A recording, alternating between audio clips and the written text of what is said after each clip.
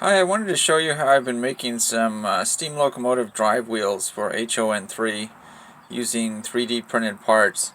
Um, this here is a driver center which I had printed up in a nylon plastic from Shapeways.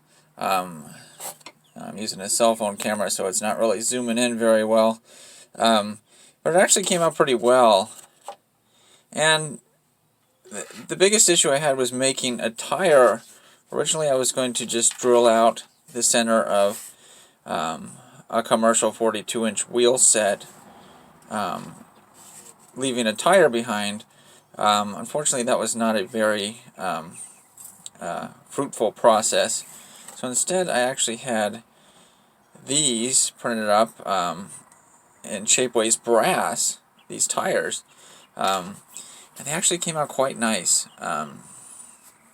So the Shapeways process is they print it in wax first, and then they do a lost wax casting in brass to get the brass part. So it shrinks a little bit.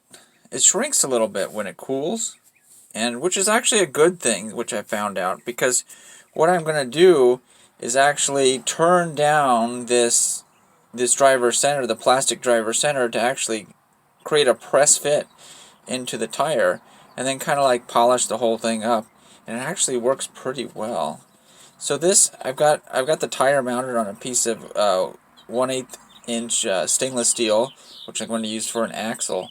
That's available from K&S Metals. You can get it at the hardware store, but it needs to just press, or you just need to press the axle on there. You don't want to drill out the axle or the driver center at all.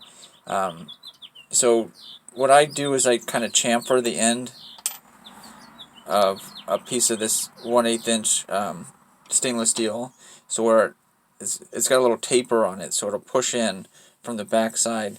And I've got it mounted on here, and this will actually work in a drill press, and I'm going to turn it down. And I'm going to turn it down using coarse sandpaper, this is like a I think about 60 or 80 grit sandpaper that I've put on a sanding block. Then I'll use some small files and then maybe some fine sandpaper to kind of clean it up. But I want to actually put a little bit of a taper on it from back to front, so that way you can get it started inside the tire, the brass tire, and then kind of press it in the rest of the way, and it actually holds quite well. Here I've got it mounted on the axle in my relatively cheap Harbor Freight drill press, just a benchtop drill press. And what I'm going to do is I'm going to turn it on, and I'm actually going to use this sanding block here.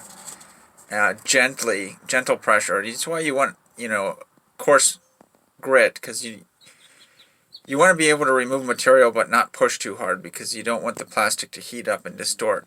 And I'm going to exaggerate this here, but I want an angle on it like this, really just a slight angle, so that way it'll actually press into, get started and press into the brass tire. The general technique here is you turn it down some, and then you want to try it and see if you can get it to fit. A little bit at a time.